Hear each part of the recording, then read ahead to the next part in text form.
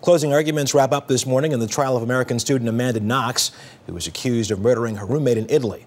CBS News correspondent Ellen Pizzi is outside the courtroom in Perugia. Ellen, good morning. Good morning, Russ. Well, today's summation hammered home the idea that there was no proof of guilt, much proof of innocence. This girl, the defense lawyer told the court, must go back to her life, has to go back to Seattle. The final day of Amanda Knox's defense was built on the argument that she was targeted as guilty from the moment the police took her in for questioning. Her Perugia-based lawyer insisted that Knox had been crushed by the system, and the police, in his words, acted like part of the prosecution. The claim that the victim, British student Meredith Kircher, died in a drug-fueled sex game was, the lawyer said, born in the police station.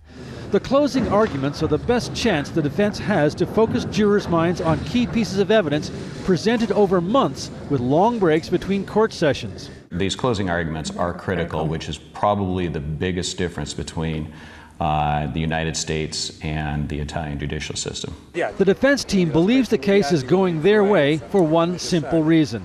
Lack of evidence, for sure the lack of evidence. The incredible contradiction, the lack of fundamental elements according to law.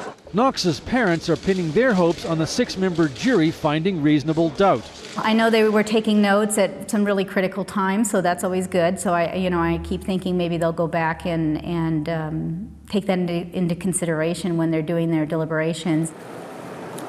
The 2 judges and the 6 jury members all deliberate together. And even if the jury decides Knox is innocent, under Italian law, the chief judge can overrule them. Russ?